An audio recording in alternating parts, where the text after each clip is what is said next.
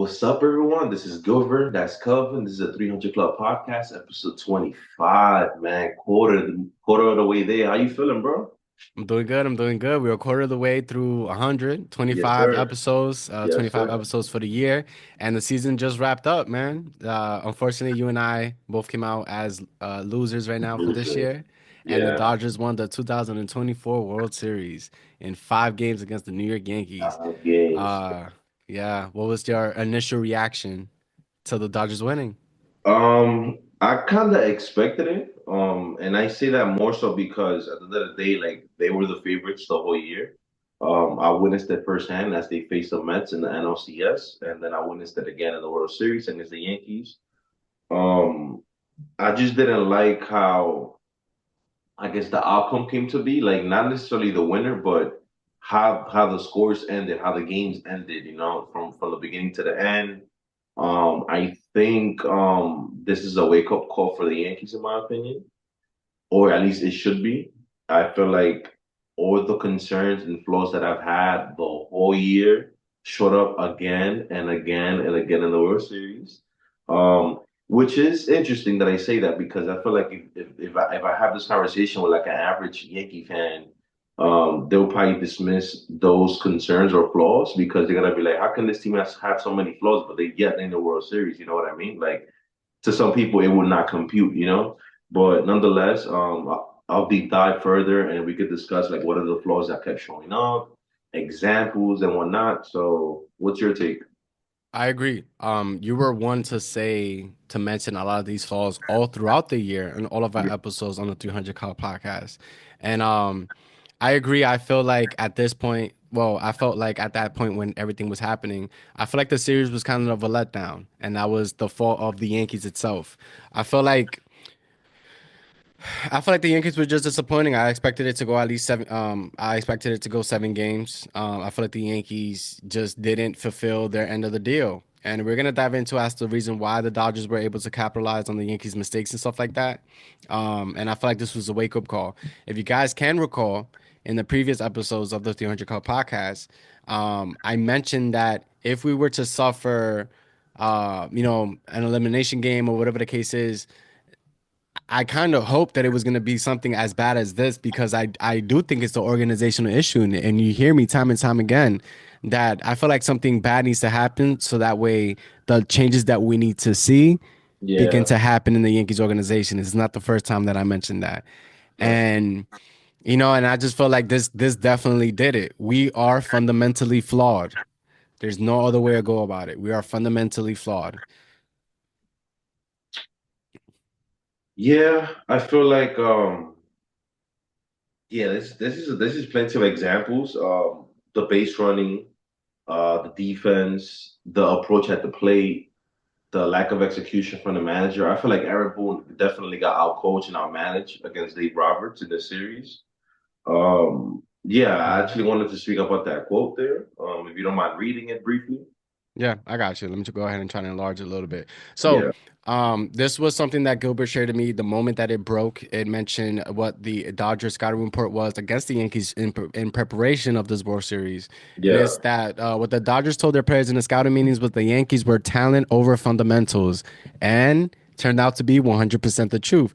That if you right. run the bases with the purpose and aggression, the Yankees will self-inflict harm as was exposed by Betts, Tommy Edman, Freddie Freeman, and etc. That the value was very high to put the ball in play to make the Yankees execute. They mentioned that the Yankees were not just the major's worst base running team by every metric, but the difference was vast on the field between them and the Padres, who they beat before. They were thrilled at how short Yankee leads were at first base to potentially be less of a threat on pivots at second, where Gavin Lux does not excel. They said that their metrics had the Yankees as the worst position outfield. That's crazy, and they were amazed how many times throws came skittering through the infield with no one taking charge, and how often Jazz Chisholm Jr., for example, was out of place or standing still when the play was in action. So yeah, like Shout out to their scouting report because yeah, this they did their this job. was accurate. They did their job, and those practically summarize the concerns that we've been having. And before we even deep dive this whole paragraph, like the first sentence in the second paragraph, um, they were thrilled at how short the Yankees lead were at first base. to potentially be less of a threat on pivots at second, where Gavin Lux does not excel. So, for example, they say now, how is it that the Yankees are not picking up that Gavin Lux is probably not the best at like turning with high pressure? Like that's something that has to be discussed. I feel like if the Dodgers could get a scouting report on the Yankees, why can the Yankees get a scouting report of the Dodgers? You know what I mean? I mean, I would love to know what their scouting report is because Because whoever mentioned to throw Freddie Freeman in yeah, needs to get fired. There's a lot of people that need to get fired. The base running and coach for the Yankees needs to get fired. yeah, Luis Rojas, the third base coach, telling Stanton to go, even though that could be oh, that was debatable. oh, I feel like that's not the only mistake that he's done. Like he falls in um, line with the Phil Nevins, and he used to be our third base coach as well. So and he needs to be held accountable for it. I was even having that conversation because I saw Juan Soto in I believe game 4, game 5. He got a hit, I believe. And this dude is at first base and he's barely off the bag. And the question that I've been having, but I haven't really gotten an answer from Yankee fans, why is it that this dude is barely taking the lead from first? Not saying that you're expecting him to steal, but Make it a threat. a couple extra feet make a difference. Where if there's a double play, you get that second, you could slide, or if there's a hit in the gap, you get first or third instead of first or second. Like those small things, So Yeah. I question why. I don't know if it's coming from Soto himself, if it's coming from management. I just don't get that logic. I just feel like that's bad excuse of base running there, in my opinion.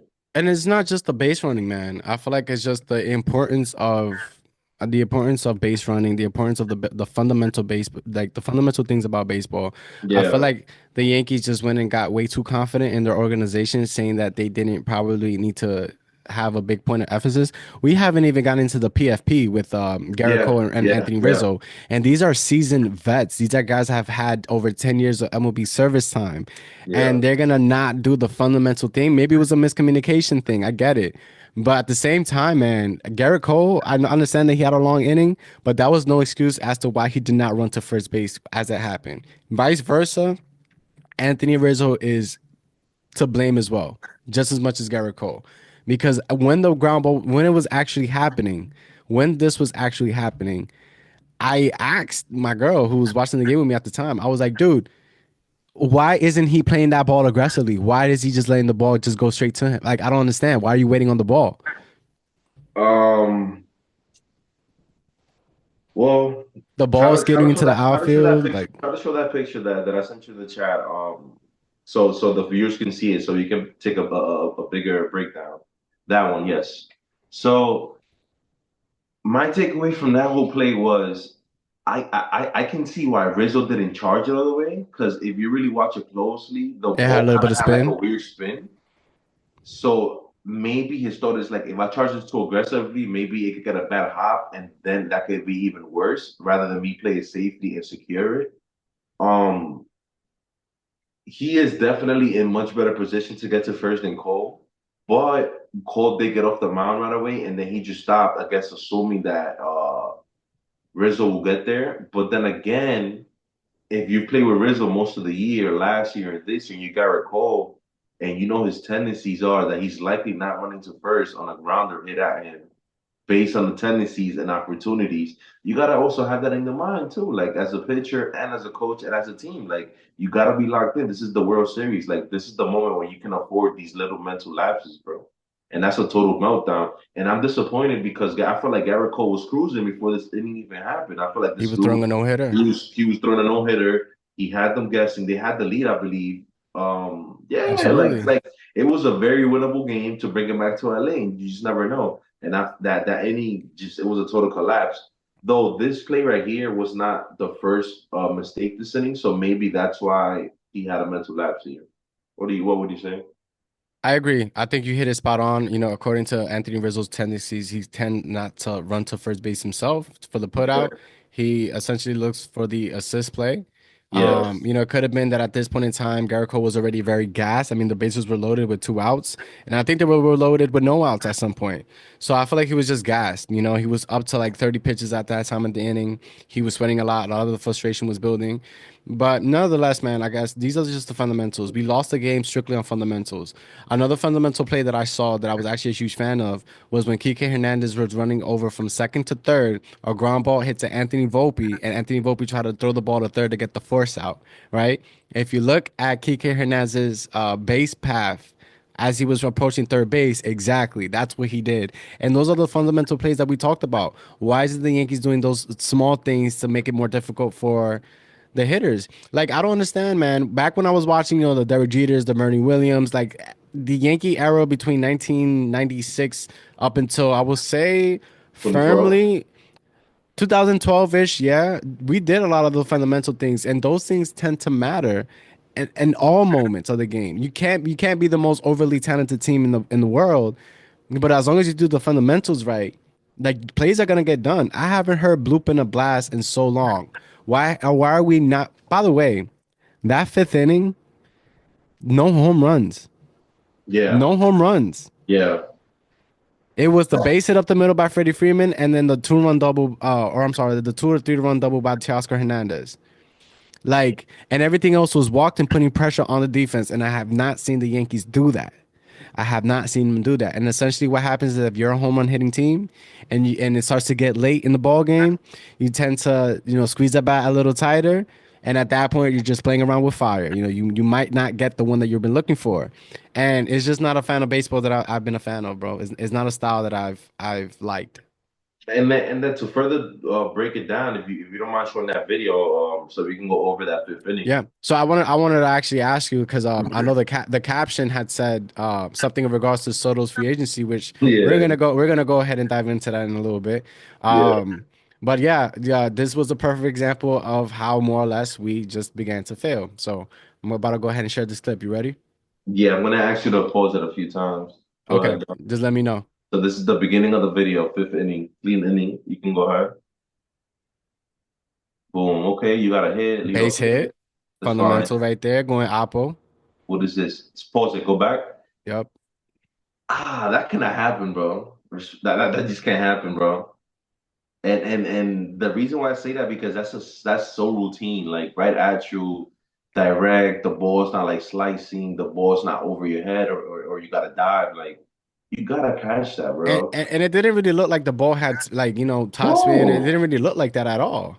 I And think I think it was because somehow they were saying that just like at the last second took his eyes off the ball to look at the yep, runner. But yep, he that's did. fundamentals. You can't do that, bro. Yep, he did. Yep, he did. And the ball was just far enough that he was not able to get the force out of second, which could have been bang bang also.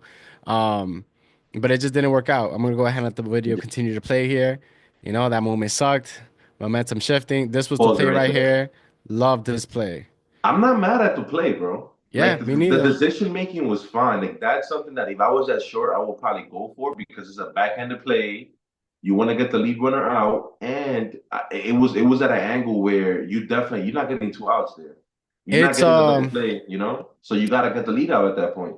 this is the moment that as you're playing this position at the shortstop position, right? And you're trying to shuffle the ball over to third base. I can understand Volpe's throw being a little bit more down. Yeah. For some reason, when you try to throw at that angle, the ball tends to just dip. It's either, and you have to take a chance in terms of trying to throw it high, but not sail it. You know what I'm saying? But to me, this play, We've done that play, bro. It's exactly. happened Yeah, with we us. yeah, we've done that. But Yeah. here's the thing that makes it a lot more difficult was right here, Kike Hernandez. This is The base fundamental baseball. pass. These are things that you're supposed to learn, even if you're a pro. And if you're a pro, they tell you these little bits of secrets.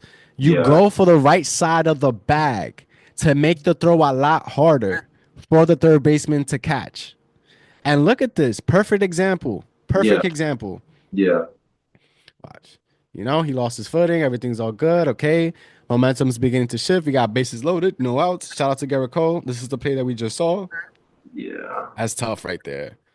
Let me You go ahead and see, try like, to. look at Cole. He's getting off the mound, bro. He just stopped. But even his route, look, Yeah, yeah. It wasn't his direct. It route was was more shortcutted. Exactly. Like you're supposed to yeah. get to the line as quick as you can and then go straight onto first Don't base. get me wrong, though. I think it would have been a close play nonetheless. How he ran, because Mookie Oh was yeah, busting his for sure. ass. But I mean, to me, that was something where I just think that Anthony Rizzo. So there was a nugget that Francisco Lindor said about 2 years ago that I've been able to, I wish it's something that I learned a lot earlier in my life, and that was to play offense on defense. And by that I mean that when you're playing on defensive plays, what you want to do is that you want to go ahead and attack the ball under any situation. This is why in softball I tell you that I don't like to play it relatively all the way back. I like to be more three quarters, so about halfway, because any ball that's hit towards my way, if I can't get to it, I can dive or I'm attacking the ball. I'm not letting the hot play me. I'm attacking it. And in this situation, I feel like this is one where, given the circumstances, it's two outs, and you're about to evade a huge inning at this time. Yeah, You're two outs. Bro, yeah. you cannot take any chances. I am looking at any ball hit my way, and I'm saying this is not going to get past me, and I'm going to go ahead and make sure I get the force out at this point. And I just felt like it was just like a days ago defense, man. It Go back really a little was. bit to right when Rizzo catches the grounder, right there, right there. I feel like at least you could try to dive at the bag defensively, bro. Throw yourself and throw yourself, try to beat him. Like, Yeah. ah, oh man, that's just very Look just. at that. You Look at gotta that. throw And you could throw he's still yourself. closer than Mookie Yeah, is. you can just throw yourself, bro, at that point, bro. I don't know. Yeah, I don't dude, know. tough, tough. Watch. And then we're just gonna keep on. This is real PTSD. We're doing it for you guys, Yeah, the bro, for peoples. sure. For everybody watching the 300 Club podcast, make sure you guys like and subscribe. We just want to go ahead and keep it fair. The Dodgers won the World Series, and we just want to go ahead and share these clips. Again, whoever wrote on the scouting report to bust Freddie in needs to get fired because he has been on it. And let me tell you, that was 99 miles an hour. And I'm sure you know because Gilbert is one of the best hitters I've ever seen in my life. When you are getting jammed inside with the heater, Yeah, it's not like you react to that. You have to see it coming in order for you to get on top of that and to either pull it or hit it center. If you're right on time with it, you kind of go, you slap it over to left center, right center. But in this situation, and then this was the biggest blow right here. but maybe make all right. So continue if I make my next point. Go ahead. No, no, I was just saying that with Freddie, you have to be able to at least see that ball coming 99 miles an hour in for you to be on top of it. And Freddie is just a great hitter, dude. Like he's a vet, man. A hitter's gonna hit, Yeah. and you just can't do that to him. The next play with Oscar, he hit a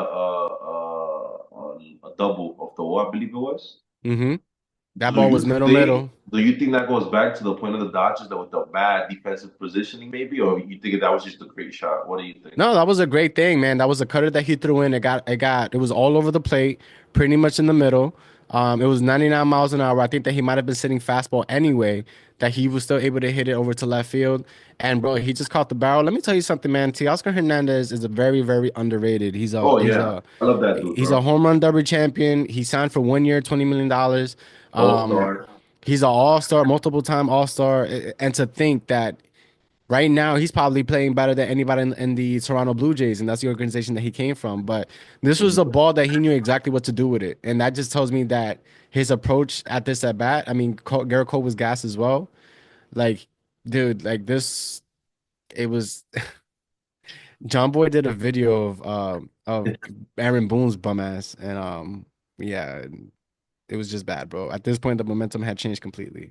Yeah, and I feel like that just sucked the whole life out of the stadium. Like, imagine you be there as a fan and you think, oh, we're up 5-0 early in the game. Garrett Cole's on a no-hitter. You're not thinking we're gonna lose. You're not thinking, yo, there's no way we can lose this freaking game. But they Yeah, lost. yeah. And that hurts, bro. And as the game went on, it just kept spiraling and the season's over. And like to your point earlier, like sending Stanton home. I don't think that was the right play, forcing the issue there. It's just in a lot of ways the Yankees got mismanaged and outplayed, bro. There's just no way they were gonna win, in my opinion, bro. Yeah. And then the Dodgers won, as they should, man. I feel like throughout the whole series, I feel like they played the better brand of baseball. I feel like leading up to the World Series, I think that they had harder opponents that made them prepare. Um, That's that always helped, been my point. Yeah. yeah, that help prepare them for whatever it was. Um, so it is what it is, man. The Dodgers are now the 2024 World Series champions. Shohei Ohtani got his ring. Shout out to him. He had separated shoulder, Tommy John last year, and he was still playing in the World Series, which alone is something that I can respect, playing through injury. Kike Hernandez is one of the best. He's a playoff legend now for the Dodgers, as he should be. Sometimes you just have that clutch gene, and he has it. So, just Yeah, shout out to the Dodgers, man. It was well deserved. They did everything yeah. that they had to do. I feel like they were more prepared, and I think at the end of the day, this is gonna bring upon the changes within the organization that I have been wanting to see, as well as other Yankee fans have been wanting to see. I think they need to express a lot of the fundamentals and less on home run ball. I think the Yankees of the 90s and early 2000s, I think that they had a big importance on the fundamentals, and that's what led into their moments versus the Yankees nowadays where they were just waiting for the moment. That's not how you play. Yo, that's another takeaway too from the World Series, right? And the Yankees this playoffs. I'm gonna ask you a question. Is this guy your man's? Is Tommy Canley your man's, bro? I enjoyed Tommy Kahnle. He was in the Yankees before. I enjoyed Tommy Kahnle. I enjoy what he does on podcasts with the foul territory and everything like that. I appreciate his character. I appreciate everything he's done for the Yankees at this point in time. But in a world where all he's throwing is changeups and his fastball is declining, I think he's up there in age now, 35, 36 years old. Because of his service time, he is going to be projected to make over $1 million, and I think that's more than what he should get from the Yankees. I think his time is up. Respectfully, you did what you had to do. I think it's time for us to revamp our bullpen. Instead of having somebody that throws changeups, I need people that can strike hitters out. We don't have that. There have been many situations throughout this series where we've had strikeout situations and it ended up being a sac fly. And that's not what we need. We needed to have strikeouts, and I think we need to revamp our bullpen a little bit. And the reason why I bring him up, bro, because I saw a stat. He threw like I believe it was like 60 to 70 straight changeups. Changeups in a That row. cannot happen in a playoff series, bro. Like at the end of the day, no matter how good your pitch is, but if the hitter knows that that's all you're throwing every single time, the advantage is the hitter 9 out of 10 times, bro. Because you know from playing, and I know from playing, bro. If we always know what's coming, who has the advantage, bro? Us, The because we hitter can make does, yeah. adjustments. We can adjust our bat speed, our swing path, all of that, bro. We can Yeah. just cancel other possibilities and lock it on the pitch. And that's what makes the great hitters great, bro. And hitters that can pick up on tendencies and rhythm, they're not so great, you know. But I don't know. I just think that he didn't provide them good quality moments when it mattered. Like he did have a nice solid stretch, but against the Dodgers, bro, you cannot make the mistake of just throwing the same pitch over and over and over, bro. Like it's gonna come back to bite you, bro. And I feel like that was just bad management and bad game calling in those situations, there, you know. I agree. I agree. There's no argument with you there, bro. Like I said, I enjoyed his time, but I feel like we need to revamp our bullpen with pitchers that can throw harder, less crafty, and more power. I feel like we were lacking that a Yeah. lot in our bullpen. Um, but yeah, man, the season's over. Now we're gonna go ahead and transition over to the free agency, the off season. You wanted to go ahead and highlight, Juan Soto in particularly, which is crazy that throughout the World Series they announced that the Dodgers were also trying to be behind Juan Soto, which is completely believable now if you think about it, because of the Shohei Ohtani contract. They can't afford to have more star players with all that money deferred, and they can afford Soto. Who How the do you feel Dodgers, about? right? Yeah, so how you feel about, Juan Soto's free agency? I mean, I'm gonna be honest, bro. I think I've said it this week, but it's nasty that the Dodgers are even considering Juan Soto if they can make it happen. If that does happen, where Juan Soto, which I don't think will happen, but if it does happen where he signs with the Dodgers, bro, respectfully, bro, I don't think I think I'm gonna stop being a baseball fan for some time, bro. I do not want to see that. I don't think it's really competitive. I don't think the sport of baseball needs that. I feel like the market will be oversaturated in Los Angeles. And no, bro, no. You deferred Otani, you got Yamamoto, you got Freeman, you got Betts, you got Bueller with these contracts. No, bro, I do not want to see that. Will Smith too. I do not want to see that, bro. I feel like that would damage the competitive balance. I don't think it's good for other teams and other markets. And no, bro, again, no, I don't like that. I don't like the fact that they were able to get away with Tiny deferring his money. That Yeah, I gives don't him like the that. capital and the financial flexibility to even be in this conversation for so long. You know, I just don't like that at all. And I think that eventually is going to happen in the next CBA agreement with the players and Yeah, the owners. I it'll think be they're a going to lockout say that, even stuff like that, bro. right, exactly, where they can't. legally they can't change the contract of Shohei Ohtani because it's already a done deal. But they what they are gonna do is put in guidelines for the future saying that you can't defer more than like half of your contract. That's just not right. You know what I'm saying? But for the next 9 years, man, the Dodgers is gonna be up there. I think after that is gonna be a little bit more difficult because they're gonna be giving Shohei Ohtani like $68 million a year. I don't know if that counts towards a payroll. I don't know how that works. I really don't know, but they found a leeway. And I think that there's definitely going to be another star that's going to eventually want that contract and is going to even out the playing field. Whether it's the Trouts, whether it's somebody I feel like is going to want to do that for their opportunity to win to combat the Dodgers. Sometimes you just need to mimic the opponent's strategy in order to beat them. You see what I'm saying? Yeah. Um, and to the point of deferments too, we may have mentioned it before, but this is my take on it. I feel like we've never really seen this happen with a player that's in his prime and currently active on the team. It usually Yeah. happens to players that are either bought out from their contracts. Exactly. Like Bobby Yeah. Bonilla, for example, how the Mets, the joke they always got to pay every year, but Mhm. they bought him out and deferred his payments. That's different. Or if you defer payments on players that are like on the back end of their career, past their prime, sure. But a player in their prime, bro, nah.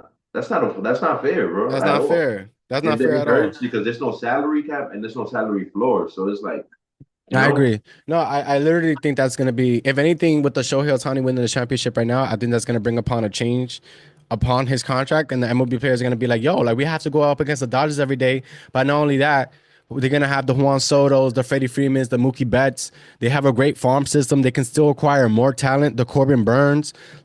And then the MLB is going to look at it and be like, not the MLB, but the players are going to look at it and be like, damn, like every single year they like I want that notoriety. I want to be able to come out as NL champions. I want NL yeah, MVPs. yeah, You know what I'm saying? And if you have the blockage that the Dodgers are creating, it's tough. So yeah, you're gonna want to see that change. Eventually the players are gonna go against the Dodgers itself.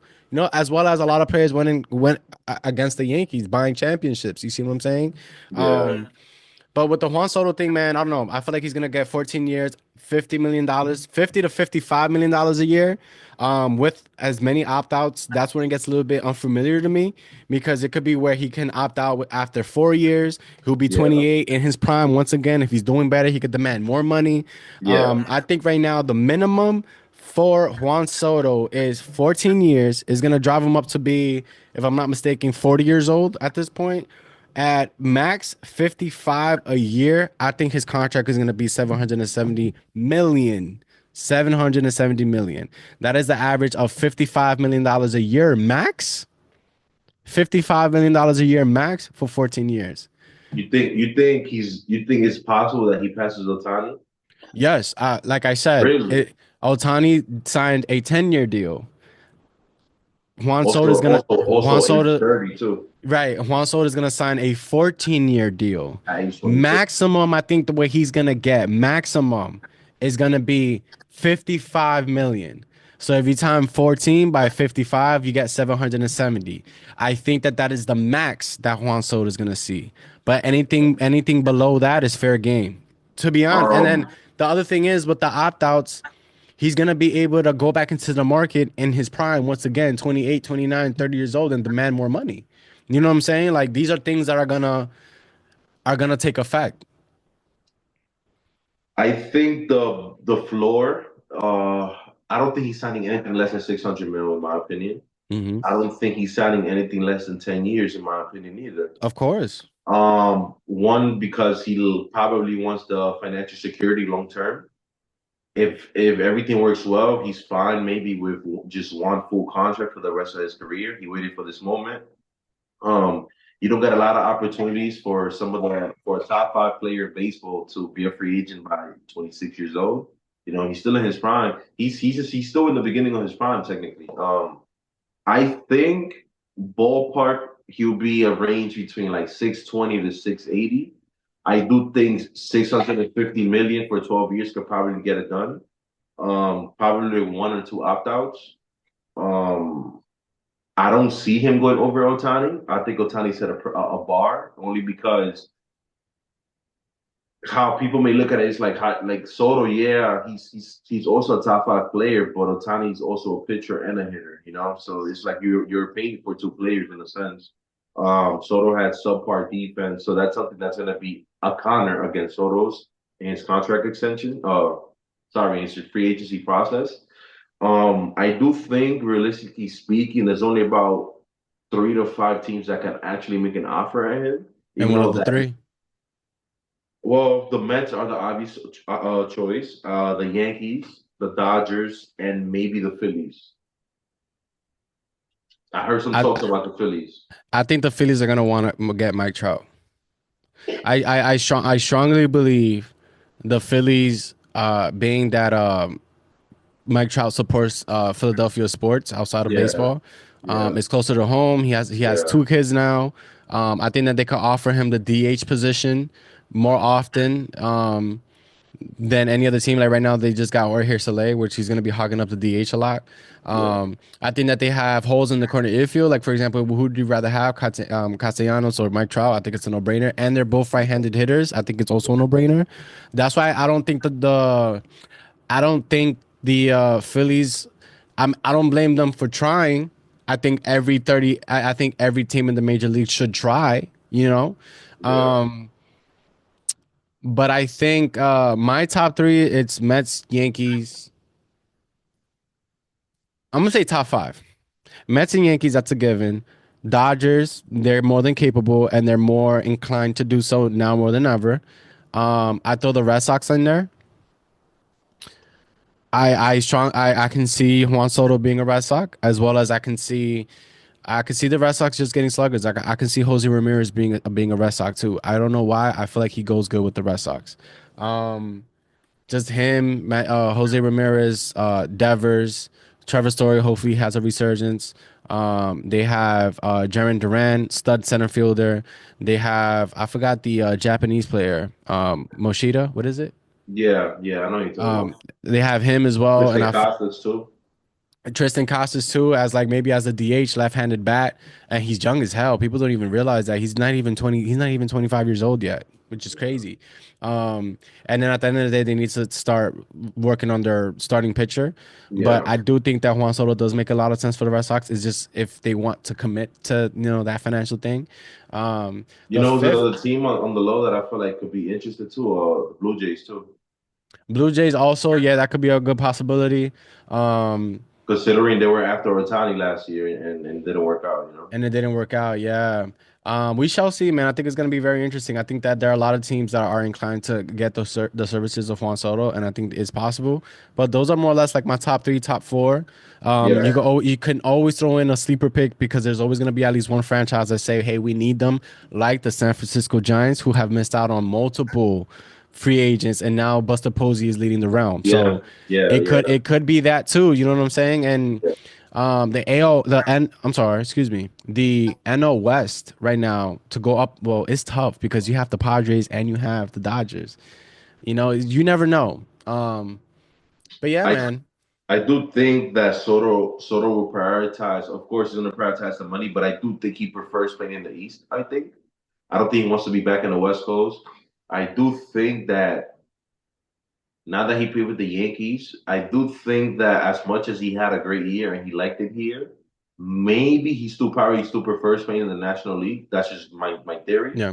Like I've always said, I feel like both leagues they're not necessarily the same. Like in terms of the play style, the culture, it's just different. I don't know if other people see that, but that's how I always seen it growing up. hmm Um, the issue is, I don't think anybody can outbid Steve Cohen. That's really what the That's question really what it lies. is. Yeah. I think that it's So I think the favors are on the Mets side, like for me this too. situation, you know?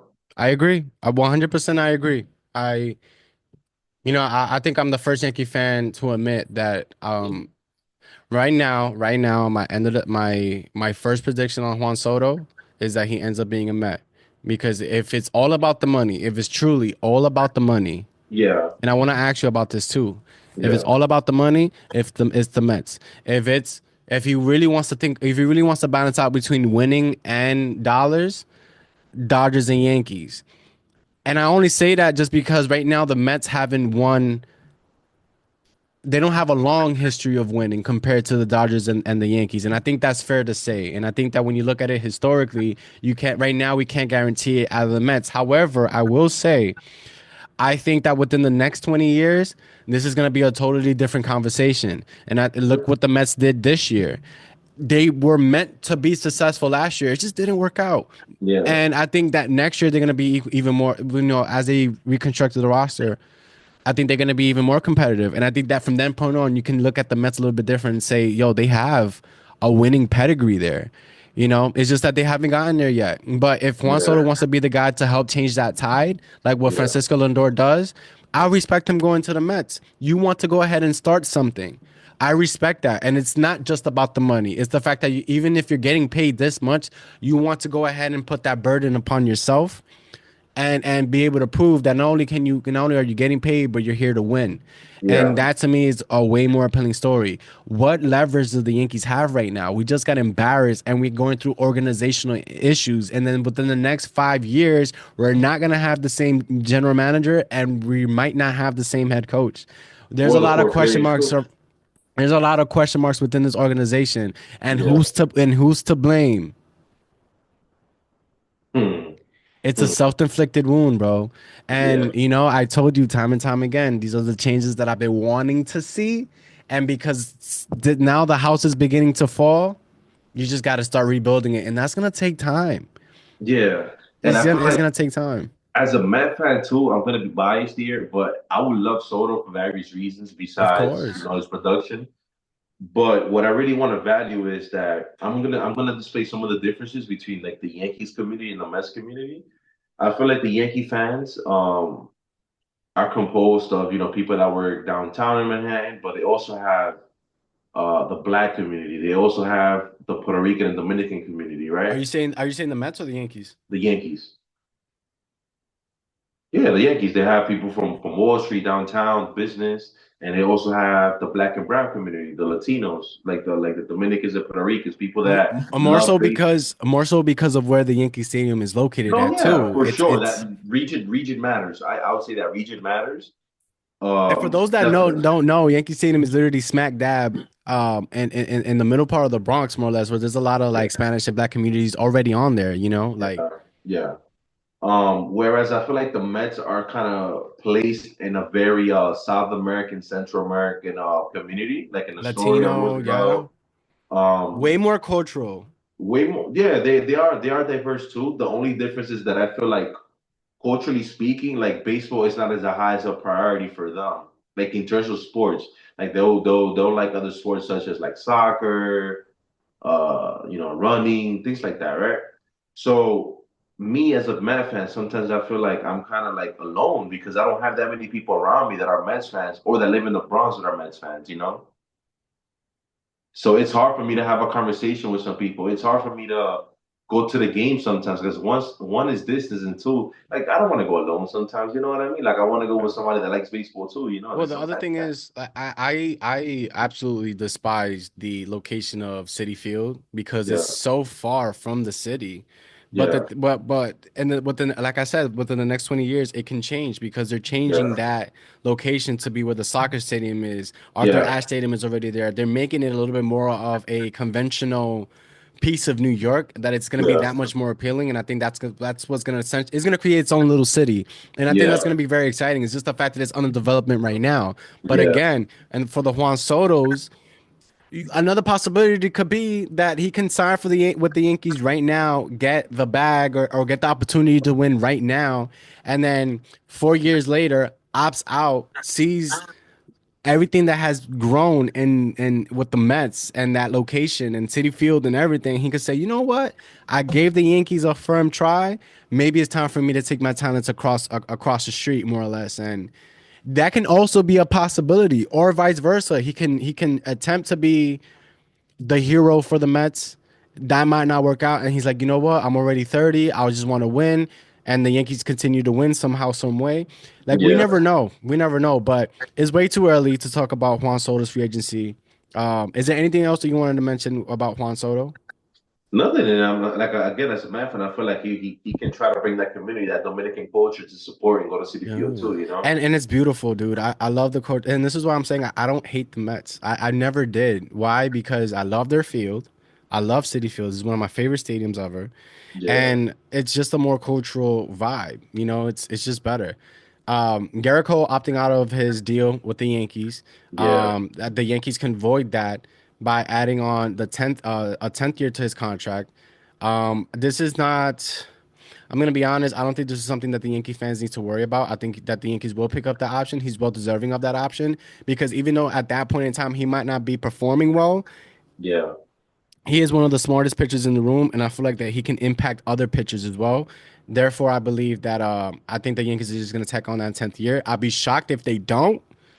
And if he was to resign, then there has to be some type of a center there or something going on behind the scenes that we might not know about. But yeah, I just feel like this is not going to grow any legs. He's going to come back. He's going to be a Yankee. He's going to be there for the rest of his career. And I think that even beyond that, I think he's eventually he has the means to become not only a pitching coach, I think that he can be a manager as well. heard it. Very close to the manager of the Phillies. I forgot his name, but he was a pitching coach for the Yankees, and then he ended up taking Rob over. Thompson, I think his name is. Yeah, he was a Yeah, pitching coach for the Yankees, and then he ended up being the coach for the Phillies. And yeah. in my opinion, the hardest thing to manage is your pitching. That's something that Aaron Boone has lacked. He doesn't know how to manage his bullpen, and I feel like having a former pitching coach be the head coach, I think that that benefits uh the team. I truly believe so. I truly It's, believe so. Think about it. When you're playing, and this is how I view it, when you're playing, yeah, you have a group of nine guys batting and playing defense, but one guy controls every inning, and that yeah, is the pitcher. yeah. And if you have a manager that more or less thinks that way, I think that they can control the game. Again, you don't win the game 0-0. You got to hit, but I just feel like it's a lot. It's a lot. You get Yeah. over 150 chances a game to throw strikes and to confuse hitters and stuff like that. And I think that's very important. Yeah, I can see your point. Um, Before we wrap up this conversation, you want to pop up the graphic with the top 10 free agents for this upcoming Oh year? yes, I'm sorry. That was actually really good. I got you right now, my brother. Yeah. So All in right, this so graphic, MLB broke down who are the projected top 10 free agents for this upcoming offseason. hmm Obviously, Juan Soto's number one. Orioles ace Corbin Burns, number two. Blake Snell opted out of his deal. Smart man, pitch great. Number three. Alex Bregman left, leaving the Astros, number four. Max Fried from the Braves, five. Anthony Santander from the Orioles, six. Pete Alonso from the Mets, seventh. Willie Adames from the Brewers, eight. LA pitcher and recent World Series winner Jack Flaherty at nine. And to wrap up this list, Tanner Scott, the left-handed pitcher from the Marlins. So, what's your takeaway here? I think it's gonna be more or less a very slow off season. I figure that the faster that Juan Soto and Corbin Burns were to sign, the easier it is. I feel like this I agree. free agent class is very it could have been better. But sometimes the thing is like there's only so many free agencies where there's a lot of free agents available. A lot of these Yep. players tend to sign long term. Yep. Um, Juan Soto, you already know he's the big fish. Corbin Burns. My early predictions is Juan Soto to the Mets, Corbin Burns to the Mets, or to the Dodgers. I think Blake Snell could also go to the Dodgers if depending on how the Corbin Burns things ends up working out. I think that Blake Snell, I could definitely see him in the Dodgers. Alex Yeah. Bregman. I would like for him to go to the Yankees. I cannot predict right now which team he will go to, but I will welcome him on the Yankees. Championship pedigree, knows how to win, very sound in his fundamental, and essentially he will be taking DJ LeMahieu's spot And and he's making him. Jeter's guy too, so that makes sense. Yeah. Also, one of the names that's not mentioned here is Gleyber Torres as well, who I think is he's definitely improved on his value, and I definitely put him 10th instead of Tanner Scott. But we shall see where Gleyber Torres goes. Max Fried, early predictions. I can't predict right now where he would go. Anthony Santander, I think he's gonna eventually go into a contender. I could also see him going into the Dodgers, depending on the Juan Soto thing. There have been rumors that the Yankees could be possibly targeting him in I would the have rocked absence him. of Juan Soto. Hmm. At the end of the day, I think that Anthony Santander is gonna go ahead and go into a contender. The Mets, Pete Alonso, not 100% sure. Another name that can go right below him would be Christian Walker. and it's too early for me to tell. William Thomas is going to go ahead and gain a big payday, huge payday. And I'm gonna sound like a broken record, but I think the Dodgers also have a legitimate shot Yeah, at they want Willie him. Adames, Of right? course. Yeah, but also I Yeah, think see, that maybe a sleeper team like the St. Louis Cardinals can. Well, other team needs a shortstop. um, Pirates. Yeah, but they're not gonna spend. And Yeah, that's the thing. It's also the teams that are willing to spend. Like the Cincinnati Reds yeah, are not gonna spend. The yeah, Cleveland Guardians, they already have their shortstop. They already have their second baseman. Unless they are willing to pay for an upgrade, I don't think they're gonna be willing to do that. yeah. I The don't know. only- That's a good I question. will say this: I don't think William Adames is gonna return to the Brewers just because of the money aspect of it. Yeah, I could see probably William Adames going into the Giants. I think that might suit them as well. Jack Flaherty, I think he's going back to the Dodgers. If it ain't broke, don't fix it. Go back home. You had a good time. You earned the payday.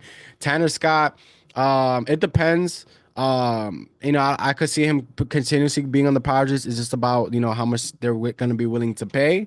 yeah, But I could see him into like a bullpen like the Arizona Diamondbacks. They kind of need a staple in that bullpen, and I think that could be him. Um, I just thought about something. I also think Willie Adames could also go to the Mariners. I think they need a shortstop. I think they need to improve from J.P. Crawford. I think that he's been given more than enough chances to prove that he's a major league hitter. He does not bat over 200, and I think that him going into the Mariners, him with Julio Rodriguez, that's a power 1-2. Very young, very athletic. Both Dominican, both play for the Dominican team. yeah, I think there's some sort of chemistry there.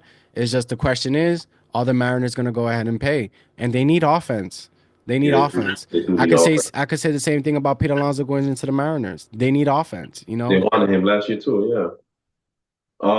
I do think the Yankees should explore Pete Alonso if it looks like Juan Soto's not returning. I don't think that's a bad upgrade, like from Rizzo and DJ or whoever plays first. You're still getting a premier slugger, like somebody that's gonna probably hit over 45 home runs in Yankee Stadium. Um, and that's if the direction is the Mets don't want him and Juan Soto's not going back to the Yankees. I don't think that's a bad option. I also think Santander is not a bad option for the Yankees. Yeah, The issue is that he mostly played DH this year. I know he plays right field too, but he's not really the best outfielder. He's not the worst. But then the thing is, you have Stanton locked up at that position, that lock, so you don't have that flexibility to move players around, you know. And to my point, we haven't said this today, but I've had conversations. I think the goal is to move Aaron Judge out of center field at some point, and I feel like they don't. absolutely. It doesn't seem like the Yankees have that urgency to move him. So I No, don't know. we do. We do. From a Yankee fan perspective, I would just say that he played a lot of the center field because Spencer Jones, which is our number one prospect, he just hasn't been hitting at the way that he should. And Yeah, then Jason Dominguez, not only was he hurt a little bit this year, but he also wasn't progressing defensively. So they moved him over to left field. I think that at the beginning of next year, I think that Jason Dominguez will be our starting center fielder. I think that Aaron Judge is going to be one of our corner outfielders. Granted, we don't know what's going to happen with Juan Soto. And I yeah, think Spencer Jones is also going to be called up. And I think he's going to be entering his rookie year. He is projected to be our center fielder, but until that is for certain, again, granted, and we don't know what's going on with Juan Soto, I think that's eventually what's going to happen. The other thing is because I'm on the topic of Spencer Jones and the Yankees farm system, I think that if we were to miss out on Juan Soto, it's going to absolutely suck because there are characteristics that he possesses that is just not something that you teach. It's something that's within you, and that's the way that he develops his at bats, his presence on the at bats, and everything like that. That yeah, is that is Juan Soto's forte. That's not yeah, something that is taught. That is something that you're born with. yeah, And we are going to miss that. We are going to miss that. But let's say if we can't re-sign him, the Yankees, they still have some good prospects that we can work with. Spencer Jones, I think that he can be equally developed as like a Aaron Judge, where he's a major league talent. Where he yeah, goes from there, that's on him. And Jason Dominguez has projected to be a stud, but we have yet to see it. Um, and you never know what sitting out in the World Series does to a person's confidence, but yeah. that's how I feel. I would like the Mets to really get Corbin Burns for real. I think that would solidify Yeah. like an ace to the team. And He you should put mentioned in that the too. You hmm absolutely mentioned that what the Yankees are missing. Sorry, what the Mets are missing is a bona fide number one ace. Yeah. Yeah, man. I'm just looking forward. These are names that I'm definitely gonna be on the lookout. Sharmanaya also opted out, so I want to see what happens with him. Luis Severino too. So there's a couple good solid players. Maybe not top loaded, but that's a good middle range of players. I think Verdugo's going to be a free agent too. I don't think the Yankees should resign him, in my opinion. Like you mentioned, Gleyber Torres. Yeah, it's some solid players in the market for sure. Yeah, yeah, for sure. I mean, we shall see, man. I think it's far too early for us to tell. To Yeah. tell. Lo and behold, I just want Juan Soto to sign. I understand that he needs to take his time with the free agency, but the sooner he signs, the more that it opens up for everybody. Yes. Yes. I project him signing during the winter meeting, so it's shortly before Christmas, and I think Okay. after that, the free agency will go ahead and really commence. I think that there's going to be a lot of minuscule moves now to set them up for free agency, but nothing that's going to be really too outstanding.